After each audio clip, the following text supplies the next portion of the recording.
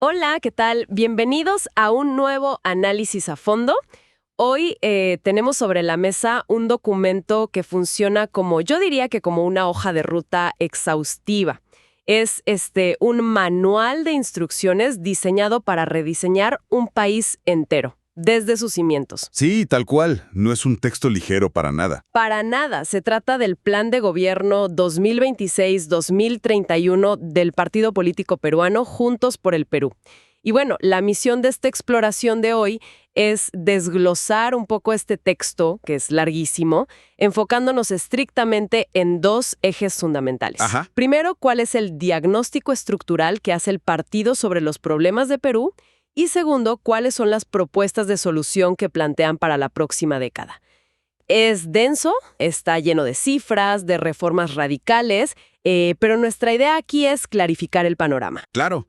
Y antes de meternos de lleno en los detalles del plan, creo que es vital establecer una regla de oro para la charla de hoy. Totalmente de acuerdo. Adelante con eso. Bueno, dado que nuestro material fuente es un documento con una innegable carga política, es imprescindible aclarar a quienes nos escuchan que este espacio no toma ningún partido ni ninguna postura. Exacto. El objetivo aquí no es respaldar, pero tampoco criticar las visiones políticas del texto, ya sean de izquierda o de derecha.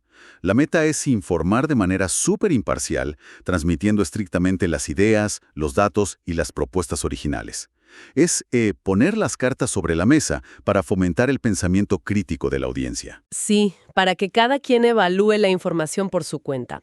Esa imparcialidad es nuestra mejor herramienta hoy.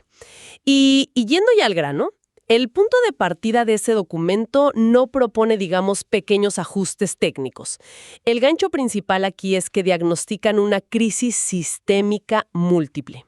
Sí, una crisis a todos los niveles. Exacto. Institucional, económica, de seguridad, social. Todo en simultáneo. Y la respuesta es un rediseño total del Estado. Para entender la política latinoamericana actual y la insatisfacción de la gente, este texto es fascinante. De hecho, se definen desde la página 1 como una fuerza de izquierda democrática, popular, plurinacional, y esto me llamó la atención, ecohumanista. Ese término es súper interesante. Ecohumanista. Es una pieza clave para entender la lente con la que ven el mundo. El documento lo explica como la necesidad de reconciliar a la humanidad con la naturaleza. Y dicen que hay que superar lo que ellos llaman paradigmas capitalistas depredadores. Que es una postura bastante fuerte. Muy fuerte. Y a eso le suman una declaración abiertamente antiimperialista. Se declaran seguidores de José Carlos Mariátegui, recogiendo esta idea de adaptar el socialismo a la realidad andina en vez de andar importando modelos de afuera. Claro, no copiar y pegar. Tal cual. Y se dicen herederos de las luchas anticoloniales de Túpac Amaru y Micaela Bastidas. Todo esto justifica su propuesta central, que es recuperar la soberanía territorial y económica, pero desde una visión multiétnica. Y esa visión condiciona todo su diagnóstico. El documento dice sin rodeos que el problema central es el agotamiento del modelo neoliberal. Ven a un Estado desmantelado, que no respeta a la gente y que sobrevive solo de exportar materias primas y desregular el trabajo. Usan un concepto muy específico ahí, ¿verdad? Sí, hablan de la acumulación por desposesión. Lo usan para explicar cómo la riqueza concentrada en pocas manos ha roto a la sociedad. Y claro, ante este colapso, su gran solución no es cambiar un par de ministros. Proponen volver a una democracia sustantiva mediante una nueva constitución. Y ojo, la nueva constitución es solo el vehículo. El destino al que quieren llegar es lo que llaman un estado de socialismo andino-amazónico. Que suena a un cambio enorme. Lo es, va más allá de la retórica. Implica un Estado plurinacional de verdad. En la práctica, el texto detalla que esto requiere reconocer los sistemas normativos indígenas dentro de la ley nacional. O sea, darles valor legal real. Exacto. No es solo un diploma, un reconocimiento simbólico. Es que la justicia comunitaria tenga peso legal y garantizar que los pueblos originarios tengan autodeterminación sobre sus territorios. Es un marco legal pluralista. Y ese rediseño estructural nos lleva directo a las urgencias del día a día. El documento identifica un dúo crítico que a mí me dejó helada, que es la crisis de seguridad y la corrupción. Los números ahí son durísimos. Sí. El 54% de la población dice que esos son los problemas principales. Y en corrupción, el cálculo es abrumador. Estiman que solo en 2024 la corrupción le costó al Estado 24.300 millones de soles. Es una cantidad de dinero incomprensible. Incomprensible. Y en la calle, el 27.7% de la población urbana fue víctima de algún delito en ese mismo semestre. Pero el dato que más habla de la ruptura entre la gente y el Estado es que la desconfianza en la Policía Nacional supera el 80%. 80% es prácticamente nadie confiando en quien debe protegerte. Esos números, bajo la óptica del plan, muestran a un Estado que perdió el control territorial por completo. Y frente a esos 24.000 millones perdidos, proponen medidas punitivas muy severas. Sí, vi que hablan de la imprescriptibilidad. Exacto. Declarar que los delitos de corrupción contra el Estado no caduquen nunca. Y le suman la famosa muerte civil. Que es la inhabilitación perpetua, ¿no? Tal cual, si eres funcionario y te hallan culpable de corrupción, nunca más trabajas para el Estado. Pero además tienen un lado preventivo o de control, que es la creación de veedurías ciudadanas. Me gustó ese concepto de las veedurías. Sí, es darle a la población mecanismos formales para vigilar los presupuestos a nivel nacional, regional y local. Claro, y eso refleja esa idea de democracia sustantiva que mencionabas antes, que la gente organice la vigilancia.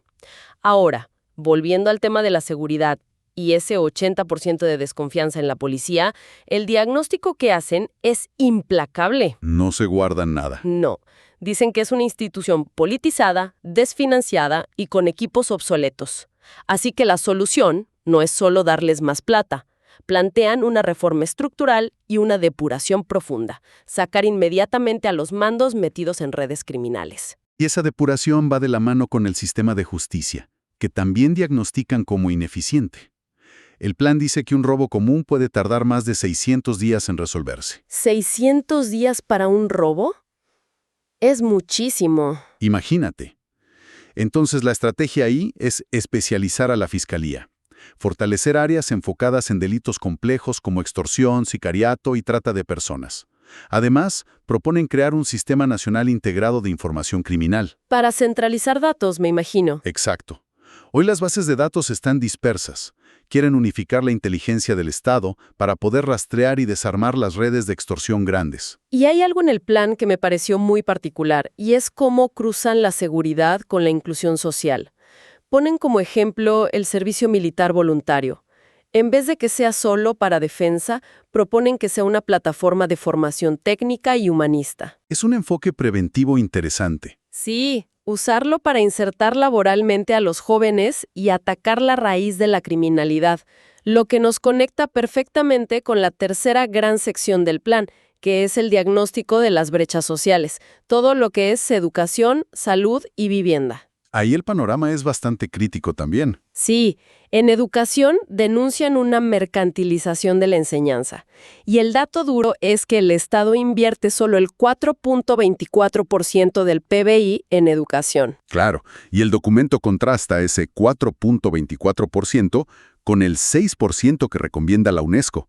O sea, es un déficit crónico enorme. Y se nota en la infraestructura. Hablan de una brecha de más de 158.000 millones de soles en escuelas que no tienen ni agua ni luz, y encima un 5.5% de analfabetismo. Una deuda histórica inaceptable según dicen ellos. Y si miras la infancia, es más triste aún. El texto expone que el 38.5% de los niños vive en pobreza monetaria, pero el Estado invierte apenas un 0.5% de su PBI en protección infantil. 0.5%. Nada. Nada. Está muy por debajo de los países vecinos. Entonces, las soluciones de Juntos por el Perú van a revertir esto de golpe. Garantizar educación pública, universal y gratuita. Y aquí entra algo clave, que es reformar a la SUNEDU. La superintendencia universitaria. ¿Qué dicen de eso? El diagnóstico es que la SUNEDU creó una burocracia que asfixia a las universidades y choca con su autonomía. Pero la solución no es eliminarla, sino cambiar cómo funciona. Exactamente. Quieren asegurar mayor participación estudiantil en la toma de decisiones, democratizar la gobernanza para que no sea un aparato burocrático aislado, y aplican esta misma lógica de recuperar lo público en el tema de la salud. Sí, en salud describen un sistema súper fragmentado, donde la desigualdad en el acceso literalmente cuesta vidas. Su propuesta es crear un sistema de salud unificado y verdaderamente público. Y tienen medidas muy puntuales, como el sistema de alerta de vencimiento de medicinas. Ese detalle es muy revelador de cómo piensan la gestión logística. Totalmente. Quieren evitar que las medicinas caduquen en el almacén de una región mientras otra región no tiene nada. Es un problema súper cotidiano. Y pasando a vivienda, que es otro pilar, la idea para cerrar esa brecha es que el Estado intervenga directo en el mercado. A través del Banco de la Nación, ¿verdad? Sí, proponen que el Banco de la Nación dé créditos hipotecarios y préstamos directos. Y no solo eso, sino que el Estado construya viviendas sociales masivamente. Pero el componente que me pareció brillante es la adaptación territorial. Claro, el tema del friaje. Exacto. El plan exige usar tecnologías nacionales y saberes ancestrales para diseñar casas que resistan el friaje y las heladas en los Andes o las inundaciones en otras zonas. O sea, abandonar la idea de la casa estandarizada que se diseña desde una oficina en Lima. Es un enfoque muy pragmático, porque el país es megadiverso. Pero bueno, construir viviendas, universalizar la salud, cubrir esa brecha educativa monumental, todo esto requiere muchísimo dinero. Muchísimo. Lo que nos lleva directo a la cuarta sección, la economía y la política exterior. El diagnóstico que hacen de la economía actual es de una parálisis total. Hay un dato brutal en el texto. Tienen más de 2.500 obras públicas paralizadas. ¡Wow! 2.500. Sí, eso representa más de 43.000 millones de soles inmovilizados. Y calculan que la brecha de infraestructura a largo plazo supera los 110 millones de dólares. Tener 43.000 millones de soles estancados en obras a medias, mientras faltan escuelas y hospitales, entiendo por qué dicen que el Estado es disfuncional. ¿Y cómo proponen financiar todo este nuevo modelo que plantean? Principalmente ampliando la recaudación. Quieren subir la presión tributaria hasta el 25% del PBI. ¿Y a quién le van a cobrar esos impuestos? Ahí está el detalle. Proponen eliminar lo que llaman exoneraciones tributarias regresivas, o sea, los beneficios fiscales a las grandes empresas. Exactamente, sobre todo en los sectores extractivos. Pero van más allá. El plan incluye impuestos directos a las grandes fortunas y a las ganancias extraordinarias que tienen algunas industrias cuando los precios internacionales suben.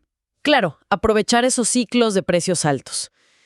Y supongo que con ese dinero quieren reactivar las obras. Y esa es la prioridad 1, reactivar al menos el 20% de esas obras paralizadas para generar un choque de empleo rápido. Y esto nos lleva a un punto clave, porque cambiar la economía interna de forma tan radical obliga a repensar cómo se relaciona el país con el mundo.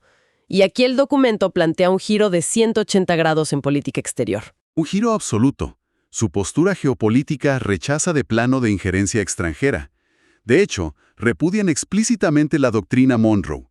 Quieren distanciarse de esa idea histórica de que América Latina es el patio trasero de las potencias occidentales. Y lo aterrizan con medidas fuertes, como pedir que se retiren todas las bases militares extranjeras del país. Sí, y promover acuerdos para declarar América Latina zona de paz, libre de armas de destrucción masiva. Priorizan la soberanía antes que cualquier alianza militar extranjera. Y económicamente también cambian el rumbo. El plan ya no apuesta por los típicos tratados de libre comercio que hemos visto por décadas. Apuestan por un mundo multipolar. Y mencionan a los BRICS. Ajá. Proponen integrar al país al bloque de los BRICS de forma igualitaria. Buscan alianzas con las economías emergentes del sur global para no depender tanto de los mercados y los bancos de Occidente. Si miras el documento completo, el argumento base es que las crisis de hoy, la delincuencia, la falta de medicinas, las obras paradas, no son solo fallas administrativas que se arreglan con mejor gerencia. Son problemas de fondo. Exacto. El diagnóstico es que el modelo entero está agotado. Y por eso la solución es cambiar las reglas del juego. Desde una nueva constitución y un Estado plurinacional hasta cambiar los impuestos y las alianzas internacionales. Leer este tipo de documentos a fondo es súper valioso. Nos saca del discurso rápido y nos deja ver cómo se estructuran las propuestas políticas reales frente a problemas históricos de desigualdad o dependencia económica. Te da el contexto real de los debates que van a definir el futuro de la región. Sin duda. Y, de hecho, repasar todo esto a mí me deja una reflexión, una pregunta bastante provocadora sobre el desarrollo en el siglo XXI. A ver, cuéntanos. El plan defiende de forma muy fuerte la soberanía absoluta, el antiimperialismo y proteger los recursos. Pero hoy, para cerrar esas brechas inmensas de infraestructura, necesitas integrarte a los flujos globales de innovación, de tecnología y de capital. Claro, no puedes aislarte. Esa es la gran interrogante. ¿Cómo equilibras ese deseo legítimo de máxima soberanía y protección nacional con la necesidad pragmática de atraer inversión global, transferir tecnología y entrar a las cadenas de suministro modernas que se requieren para sacar a la gente de la pobreza?